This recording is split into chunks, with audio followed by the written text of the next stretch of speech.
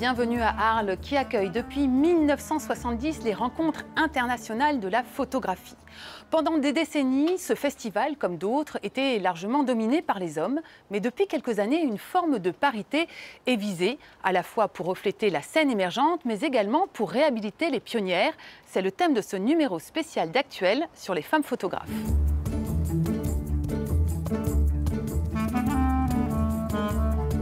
Un ouvrage publié en 2020 propose une toute nouvelle perspective sur la photographie. L'histoire mondiale des femmes photographes. Nous avons rendez-vous avec l'une des contributrices, qui est par ailleurs la première femme directrice de l'École nationale supérieure de la photographie, basée à Arles. Martha Gini, merci beaucoup d'être avec nous. Alors, première surprise dans ce livre, c'est qu'on découvre que dès le début du 19e siècle, il y a des femmes photographes partout, sur tous les continents. Qui sont-elles? Elles sont des femmes qui s'emparent de cette nouvelle technique, de cette nouvelle technologie qui saisit le monde, qui les représente, pour justement représenter sa vie quotidienne, voyager, amener des images, mais aussi inventer toutes sortes de projets artistiques et même politiques. C'est-à-dire que ce sont des femmes qui font de la photographie un outil d'illustration, d'émancipation, comme les hommes d'ailleurs. Au 19e siècle, au début du 20e siècle, la photographie est quand même dominée largement par les hommes. Toujours. La photographie a été toujours dominée par les hommes. Ça ne veut pas dire qu'il n'y avait pas de femmes photographes. Ça veut dire qu'elles étaient invisibles. Mais elles étaient invisibles comme d'autres activités des femmes parce qu'il y avait ce pouvoir, et il y a encore ce pouvoir, je dirais, hégémonique du regard de l'homme, de patriarcal, si on peut dire comme ça, qui fait que tout le regard des femmes, que toute subjectivité des femmes, elle est complètement annihilée, annulée, etc. Mais aujourd'hui, je pense qu'on a justement, grâce à cette livre et d'autres initiatives, la possibilité de récupérer ces autres travaux des femmes, de leur donner visibilité, mais pas seulement les femmes européennes, ou centro-européennes ou américaines, mais aussi, et ça c'est la qualité aussi de cette livre, de tout le monde, c'est-à-dire d'Amérique latine, de l'Asie, de l'Afrique. En Inde, au Pérou. Exact. Et alors ça c'est très important parce qu'on se rend compte qu'il n'y avait pas que les femmes centro-américaines ou centro-européennes qui étaient des grands photographes. Les très peu femmes qu'on connaît, elles sont déjà très connues, Diana Arbus par exemple, ou des femmes qui ont été très importantes comme Germaine Krull ici dans notre histoire de la photographie en France, mais aussi en Amérique latine et aussi dans des pays du sud de l'Europe qui sont complètement méconnus et qui sont ici à côté, à 400 km. Qu'est-ce que vous répondez à ceux qui disent finalement ce genre de livres qui sont consacrés que aux femmes, c'est finalement valoriser des œuvres et des artistes de deuxième catégorie? Je pense que c'est très intéressant de dire ça parce que ça perpétue les mépris vis-à-vis des travaux des femmes. Ça ne veut pas dire qu'il n'y a pas de travaux de première catégorie, deuxième, et qu'à niveau esthétique, il n'y a pas une parité, c'est évident. Mais ça serait exactement pareil si on faisait un livre sur les hommes photographes du 19e et 20e siècle. Est-ce qu'aujourd'hui, ça fait sens encore de parler de femmes photographes et d'hommes photographes? Je ne pense pas aujourd'hui. Je ne pense pas aujourd'hui, pas du tout. Mais je pense que des ouvrages comme ça sont intéressants, sont importants et il faut qu'ils disparaissent. Je le dis avec toute une force que je sais aussi que les autrices accompagnent à cette idée. C'est-à-dire que ça, c'est un effort d'archives, de recherche historique, de mettre en place le travail des 300 femmes, mais aussi 160 autrices qui ont collaboré à écrire des textes. Mais aujourd'hui, je pense qu'il y a un moment qu'il faut vraiment que toutes ces questions des genres puissent disparaître et qu'on parle vraiment des acteurs et des actrices, des pratiques artistiques de toutes sortes. Je vous remercie beaucoup, Martha Gini. Merci.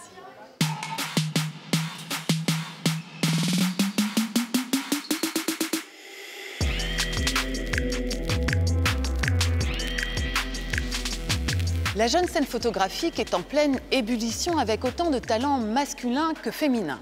Ici, aux Rencontres d'Arles, elle est mise en valeur notamment dans cette église des frères prêcheurs associée au prix découverte Louis Roederer, regard croisé de deux jeunes talents, Farah Al-Qassimi et Tara Krajnak.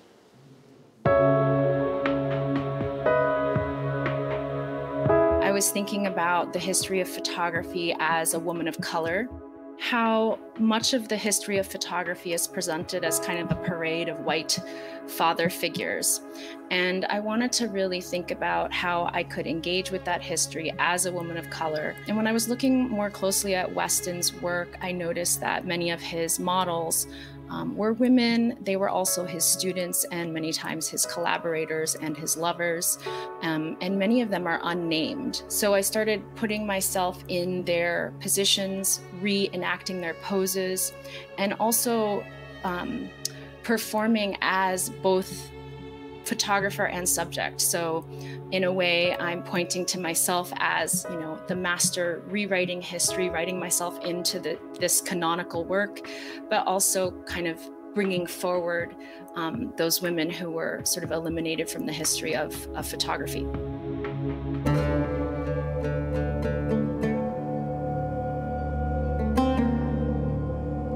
So I think what's interesting about my part of the world in particular is there is this almost time lag where when we were growing up, it would take a couple of months for things that were cool in culture to reach us. You know, we just didn't have the same kind of lines of communication and trade open with the Western world. So I think that photography really powerfully, you know, it freezes time, it stops it. I really hope that people will find something familiar in the work, even if it's a world that they don't connect with culturally. Even if they've never been to my part of the world, I hope that there is something about humanity that might speak to somebody, you know, who is passing by the photographs.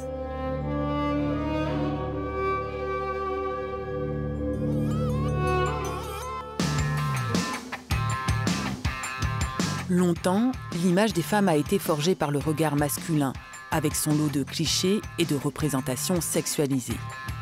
Aux Rencontres d'Arles, une exposition propose des perspectives inversées, masculinité.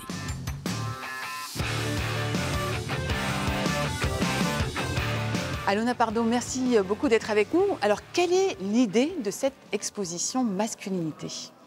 The exhibition began as an investigation in 2016. Pour cette exposition, on a commencé nos recherches en 2016, avec l'émergence du mouvement MeToo, mais aussi avec l'arrivée de dirigeants mondiaux comme Trump, Narendra Modi ou Bolsonaro. Des hommes qui façonnaient une vision de la masculinité avec l'idée très rétrograde et patriarcale du mâle fort qui dirige.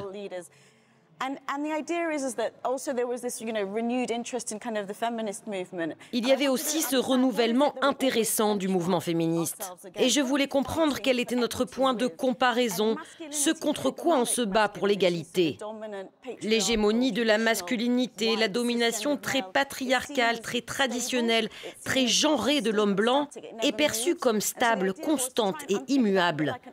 L'idée était d'éplucher ça comme un oignon, de le déconstruire, de comprendre ce contre quoi on se bat. Ce modèle de masculinité qui est une mythologie et une pression sociale, que se passe-t-il si on regarde les artistes qui ont renversé ça? L'idée est de réfléchir à ce qu'est la masculinité, de se dire que tous les genres sont des constructions sociales, des codes, des rôles. Longtemps, il y a eu le male gaze, le regard masculin en photo ou en cinéma sur les femmes en particulier. Est-ce que là, c'est le contrepoint de vue finalement ? Je dirais que c'est une exposition féministe. C'est une exposition queer qui veut renverser le regard masculin. Ce qui est aussi intéressant, c'est qu'il y a 55 artistes, dont 20 femmes ou personnes non binaires. Je voulais vraiment comprendre comment les hommes se représentent eux-mêmes, ce qui est déjà un phénomène intéressant, mais je ne voulais pas me cantonner à ça. Je voulais aussi voir comment les femmes utilisaient et retournaient ce regard masculin pour créer un regard féminin. Je voulais voir comment elles chosifient les hommes, comment elles en font des objets, quel plaisir elles prennent à photographier les hommes. Une dernière question, comment est-ce que vous avez choisi les artistes ? So for me, the exhibition is about how Pour moi, cette exposition s'intéresse à comment les genres sont construits et interprétés comme des rôles. J'ai cherché des artistes qui plaçaient l'idée de performance au cœur de leur travail. Ce n'est pas seulement l'idée de construction et d'interprétation de la masculinité, mais comment elles s'expriment à travers leur travail. Par exemple, il y a beaucoup de photos, de portraits, mais des portraits mis en scène. Ce qui peut apparaître comme une image naturelle est en fait très construite, très mise en scène. Ça faisait partie des critères. Bien sûr, on voulait avoir les meilleures photos possibles. L'exposition est divisée en 6 chapitres. On commence par voir comment on peut venir à bout de l'archétype. On regarde le patriarcat, l'idée de la famille et de la paternité, la masculinité sans homme. Il y avait beaucoup de décisions à prendre. Mais je voulais aussi une approche globale, internationale. Je voulais que parmi les artistes, il y ait des femmes, des transsexuels. Nous avons aussi des artistes du Japon, d'Angola. Je voulais vraiment une approche globale pour sortir de la vision occidentale de la masculinité. Merci beaucoup. On va continuer à regarder ensemble cette exposition.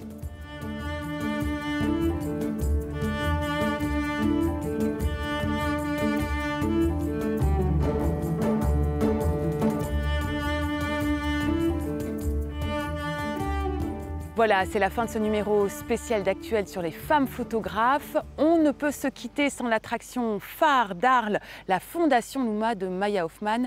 Elle héberge notamment les archives de grandes artistes comme Diane Herbus, Nan Goldin ou encore Annie Leibovitz. Merci à toutes et à tous d'avoir été avec nous. Rendez-vous sur nos réseaux sociaux.